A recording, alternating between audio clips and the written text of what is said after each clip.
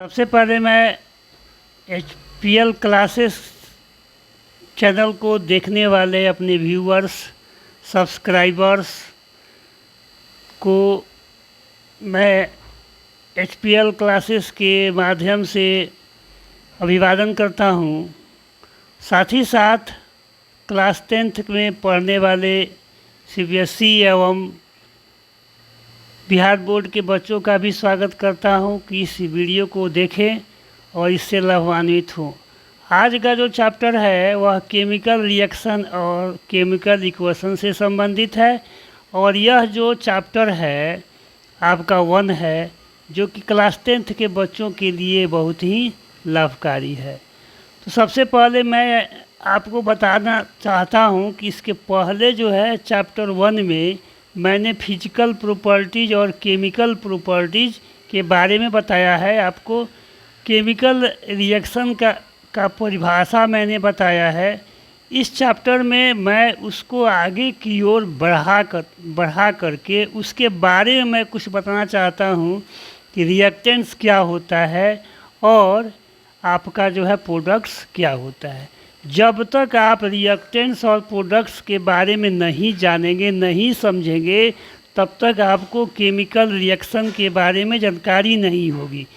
तो चलिए स्टार्ट किया जाए कि केमिकल रिएक्शन में हमारा रिएक्टेंट्स क्या होता है।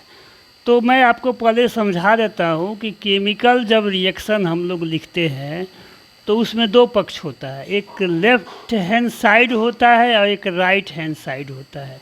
तो लेफ़्ट हैंड साइड में हम क्या करते हैं, रिएक्टेंट्स को लिखते हैं और राइट हैंड साइड में हम प्रोडक्ट्स को लिखते हैं।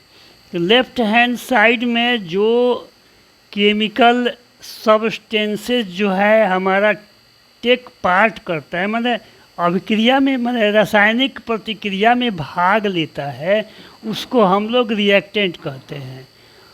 जो कि एरो जो दिया गया है, एरो के लेफ्ट हैंड साइड में लिखा जाता है। साथ ही साथ जब रिएक्शन होता है तो रिएक्शन होने के बाद जो है हमें कुछ प्रोडक्ट्स प्राप्त होते हैं जिसको हम लोग प्रोडक्ट्स के नाम से जानते हैं, केमिकल प्रोडक्ट्स के नाम से जानते हैं, जो कि एरो के आपके राइट हैंड साइड में लिखा जाता है। इसी चीज़ को आपको परिभाषा के माध्यम से बताने जा रहा हूँ, जिसको आप लोग जो है, हमें आशा है कि आप उसको देखेंगे और लाइक करेंगे। देखिए, सबसे पहले हमने लिखा कि पार्ट्स ऑफ केमिकल रिएक्शन।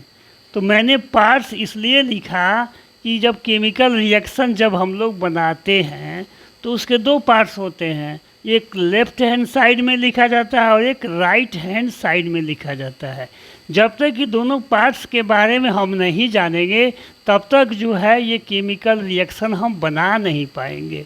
जैसे कि आप लोग मोलिकुलर फार्मूला है तो कंपाउंड्स का नाम नहीं जानेंगे, एलिमेंट्स का नाम नहीं जानेंगे, कैसे केमिकल जो है मोलिकुलर फार्मूला बनाते हैं, तब हम क्या केमिस्ट्री पढ़ेंगे। केमिस्ट्री के लिए आपको एलिमेंट्स के बारे में जानना है, उसका मोलिकुलर फार्मूला क्या होता है, उसका एटॉमिक वेट क्या होता है, उसका एटॉमिक मास क्या होता है।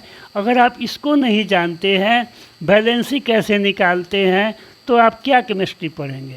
इसलिए केमिस्ट्री पढ़ने के लिए पहले आप बेसिक चीज़ों को जानिए, जो कि HPL क्लासेस के माध्यम से आपको पहले भी पढ़ाया गया है, उसको आप देखिए और उसके बाद से HPL क्लासेस के अगले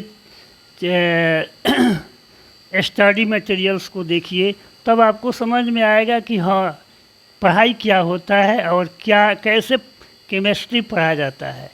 यहाँ देखिए, यहाँ मैंने बताया कि पार्ट्स ऑफ केमिकल रिएक्शन।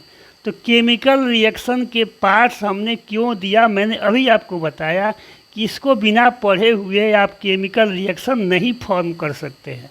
यहाँ मैंने लिखा when we construct a chemical reaction we consider its two parts. जब केमिकल रिएक्शन को जब हम पढ़ने जा रहे हैं तो उसके दो पार्ट्स को हम लोग कंसीडर ही करेंगे, करना ही होगा। नहीं करेंगे तो आप जो है केमिस्ट्री नहीं पढ़ पाएंगे, है ना। सबसे पहले है रिएक्टेंट्स और दूसरा है प्रोडक्ट्स, ठीक है। तो रिएक्टेंट्स क्या चीज़ है, जिसको हिंदी में हम लोग जो है अभिकारक बोलते हैं, ठीक है। तो ये रिएक्टेंस क्या होता है, दो substances are called reactants which written before arrow. से मैंने अभी आपको बताया कि एरो के बीच के पहले जो केमिकल कुछ केमिकल सब्सटेंस रखते हैं जिसको कि हम पहले ही लिखते हैं और उसी से हमारा अभिक्रिया स्टार्ट होता है, तो उसको हम लोग क्या कहेंगे जी, रिएक्टेंट्स बोलेंगे। वो हमेशा जो है एरो के पहले लिखा जाएगा। जैसे एग्जांपल मैंने दिया कि जिंक और सल्फ्यूरिक एसिड का जब हम रिएक्शन कराते हैं तो इसमें रिएक्टेंट कौन होता है, जिंक और सल्फ्यूरिक एसिड। तो जिंक और सल्फ्यूरिक एसिड को जब तक हम नहीं मिलाएंगे, मिक्सचर नहीं लेंगे, तब तक हमारा जो है इसका प्रोडक्ट्स नहीं प्राप्त होगा। तो एक दूसरा एग्जांपल लिए हैं जिंक और हाइड्रोक्लोरिक एसिड। ये दोनों जो केमिकल सब्सटेंस है उसको जब हम मिलाते हैं तो क्या बनता है हमारा, वो क्या बनता है वो बाद में पढ़ेंगे, वो प्रोडक्ट्स में पढ़ेंगे। अभी हम ये जानेंगे क्या लेंगे तो क्या बनेगा। ये केमिकल रिएक्शन का एक मेन पार्ट है। तो क्या लेंगे, क्या मिलाएंगे, जो हमारा जो है रिएक्शन होगा। तो सेकेंड वाले में जिंक और हाइड्रोक्लोरिक एसिड लेंगे, मिलाएंगे तो क्या होगा, क्या बनेगा, वो हम लोग अभी थोड़े देर के बाद पढ़ेंगे। तब तक आप ये जानिए कि रिएक्टेंट हमारा क्या है। तो रिएक्टेंट क्या है, तो रिएक्टेंट ऐसे केमिकल सब्सटेंस होते हैं जो केमिकल रिएक्शन को स्टार्ट करते हैं, फॉर्म करते हैं, और फॉर्म करेंगे, मिलाएंगे, तब जा कर के हमारा केमिकल रिएक्शन होगा, ठीक है। अब आगे की ओर चलते हैं हम लोग कि प्रोडक्ट्स क्या है। ये भी बहुत ही ज़रूरी चीज़ है। प्रोडक्ट्स आप अगर नहीं जानेंगे कि रिएक्टेंट्स हम जो लिए हैं उसको मिलाएंगे तो हमें क्या क्या मिलेगा, तो ये हमें जानकारी होना चाहिए कि कौन सा हम कंपाउंड ले रहे हैं, कौन सा हम एलिमेंट्स ले रहे हैं, किसको किससे मिला रहे हैं, क्या हमें मिलेगा, ये हमको जो है जानकारी होना चाहिए, ठीक है। तो अब हम लोग प्रोडक्ट्स के बारे में पढ़ेंगे। जैसे मैंने बताया कि प्रोडक्ट्स क्या होता है, जब रिएक्टेंट्स को मिलाते हैं तो कुछ हमें केमिकल सब्सटेंस भी मिलते हैं, ठीक है। जैसे आम बात है, किसी को हम मारेंगे तो हमें ज़रूर उसका फल तुरंत मिलेगा। वही चीज़ है, जब केमिकल रिएक्शन का जब हम रिएक्टेंट्स को मिलाएंगे तो उसका फल मिलेगा। और क्या मिल रहा है, तो जो मिल रहा है उसी को प्रोडक्ट कहेंगे। और वो क्या होगा, तो केमिकल रिएक्शन के लास्ट में लिखा जाएगा। देखिए केमिकल रिएक्शन के लास्ट में लिखा जाएगा, परिभाषा हम लोग देख सकते हैं, those chemical substances which are obtained, है ना, आफ्टर द रिएक्शन, जो रिएक्शन के बाद मिलता है और एरो के बाद में लिखा जाता है, एरो सिंबल जो है उसके बाद में लिखा जाता है, तो उसे हमें क्या क्या कहेंगे, प्रोडक्ट्स कहेंगे। आइए एग्जाम्पल देखते हैं। एग्जाम्पल में मैंने दिखाया कि जिंक प्लस सल्फ्यूरिक एसिड को जब हम मिलाते हैं तो हमें जिंक सल्फेट और हाइड्रोजन गैस मिलता है जो कि प्रोडक्ट है। तो अब देखिए जिंक सल्फेट और हाइड्रोजन गैस, जिंक सल्फेट जो हमको मिलता है और हाइड्रोजन गैस मिलता है, तो ये प्रोडक्ट्स है, चूँकि ये रिएक्शन के बाद में मिलते हैं, ठीक है।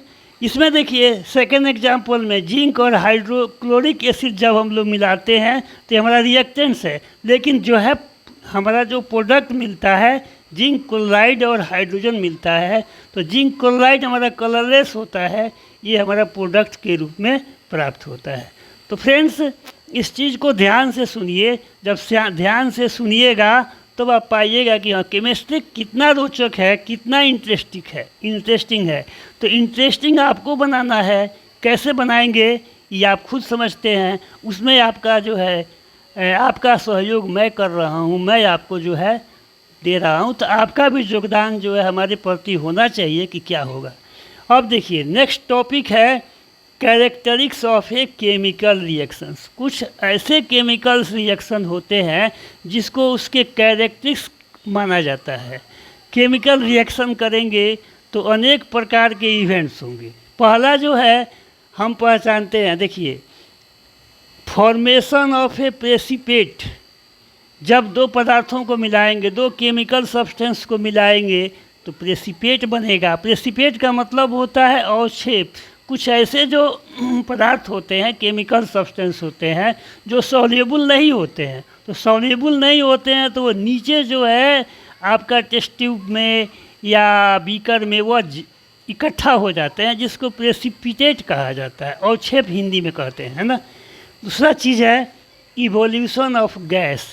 और जब हम किसी दो सब्सटेंस को मिलाते हैं तो हमारा गैस क्या होता है, फॉर्म होता है। हाइड्रोजन गैस फॉर्म हो सकता है, कार्बन डाइऑक्साइड गैस निकल सकता है, ऑक्सीजन गैस। देखिए अभी आपको मैंने बताया इसके पहले टॉपिक में कि जो प्रोडक्ट्स और रिएक्टेंट्स क्या होता है, उसमें मैंने बताया कि कैरेक्टरिक्स क्या होता है, माने कैसे हम पहचानेंगे कि केमिकल रिएक्शंस होता है। तो अनेकों इवेंट्स होते हैं जिसके द्वारा हम ये समझते हैं कि ये केमिकल रिएक्शंस हो रहा है ना। तो पहचानोगे कैसे? तो या तो तुम उसका एक्टिविटी करो, या नहीं तो देखो कहीं उसको, मतलब फील करो, वैसा करो, तब न तुम पाओगे कि हाँ केमिकल रिएक्शन हो रहा है। यहाँ देखिए मैं आपको बताने जा रहा हूँ कि क्या कैरेक्टरिक्स है केमिकल रिएक्शन का। तो पहला है फॉर्मेशन ऑफ प्रेसिपिटेट। अगर प्रेसिपिटेट बनेगा तो समझना है कि केमिकल रिएक्शन बिल्कुल हो रहा है, ठीक है। दूसरा जो है इवोल्यूशन ऑफ गैस। अगर गैस फॉर्म हो रहा है, गैस निकल रहा है, आपके पेट के गैस का बात मैं नहीं कर रहा हूँ, वो भी एक केमिकल रिएक्शन ही है, आप लोग जान लीजिए। लेकिन यहाँ दूसरे रिएक्शन का माने हो रहा है कि गैस अगर फॉर्म हो रहा है, सब बताया जाएगा कि क्या पहचान है कि गैस कैसे फॉर्म होता है, कैसे जानेंगे, देखोगे तब पाओगे। उसके बाद से कलर उसका जो है कैसे रंग होता है, कोई और हम लोग जो है रिएक्टेंट में कुछ और कलर का लेते हैं और जब प्रोडक्ट होता है तो उसका कलर चेंज हो जाता है। ये क्या होता है जी? तो सब केमिस्ट्री है, ये पढ़ोगे तो जानोगे, है ना। उसके बाद से चेंज इन स्टेट, उसको सॉलिड फॉर्म में डाल रहे हैं और जो है रिएक्टेंट सॉलिड फॉर्म में ले रहे हैं और प्रोडक्ट जो है गैसियस फॉर्म में प्राप्त हो जा रहा है, तो कभी जो है लिक्विड फॉर्म में प्राप्त हो जा रहा है। तो ये सब केमिस्ट्री है। ये केमिस्ट्री इज इमेजिंग। केमिस्ट्री क्या है? एक इमेजिंग सब्जेक्ट है ना। और जिसका इतना ना ज़्यादा यूज है, एप्लीकेशंस है, कि तुम लोग जो है जब अगले क्लासेस में जाओगे या पढ़ोगे तो या देखोगे तो पाओगे कि भाई यहाँ रियल में केमिस्ट्री है। केमिस्ट्री हमें पढ़ना चाहिए, इसकी जानकारी के बिना हम अद्भुत कुछ नहीं कर सकते हैं। हम क्या हैं? इनकम्प्लीट है। यहाँ देखिए उसके बाद से चेंज इन टेम्परेचर। जब हम दो पदार्थ को मिला देते हैं, केमिकल सब्सटेंस को, तो उसमें से हीट निकलना शुरू हो जाता है ना। तो ये सब क्या है?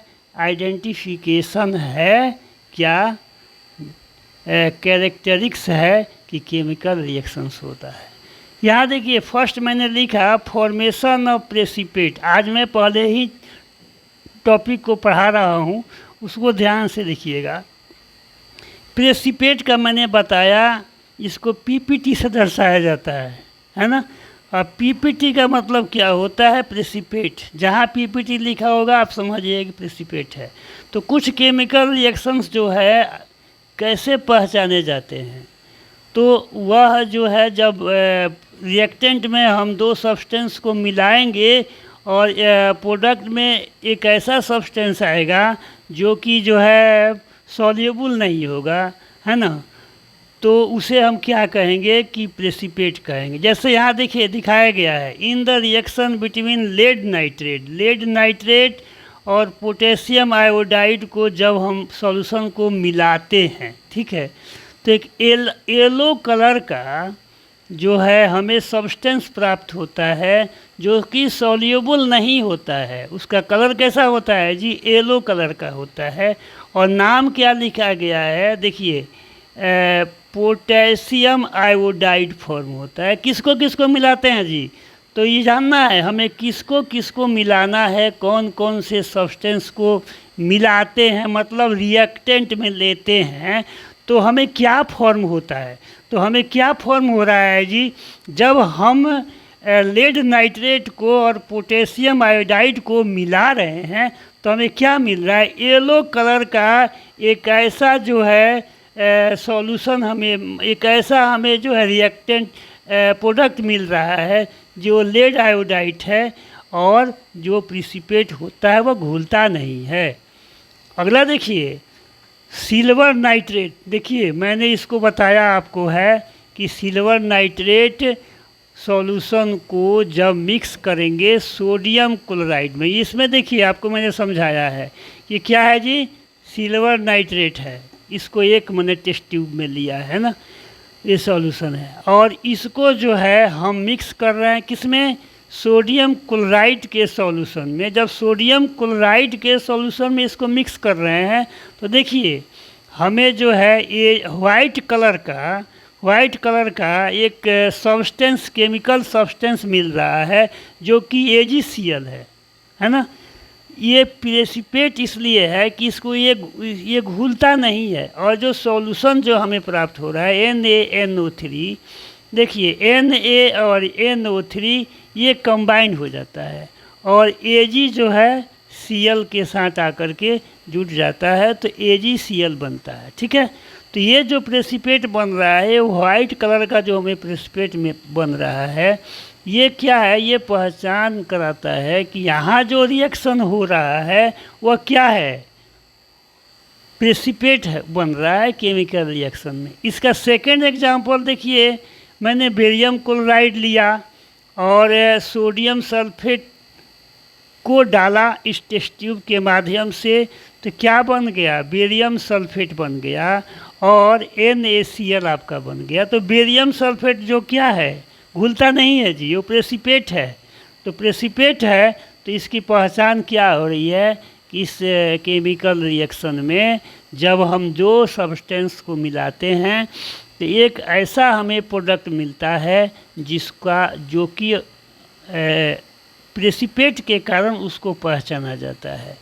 तो इस प्रकार से हमें आशा है कि आप समझ गए होंगे कि जो है कैरेक्टरिस्टिक्स ऑफ केमिकल रिएक्शन में फॉर्मेशन ऑफ प्रेसिपिटेट क्या होता है। अगर आप वीडियो को देखोगे, ध्यान से देखोगे 2 बार 3 बार 4 बार, तभी ना आपको समझ में आएगा। इसलिए मेरा आप लोगों से रिक्वेस्ट है, साथ ही साथ सजेशन है कि आप इस वीडियो को देखें। मिलते हैं अगले वीडियो में, तब तक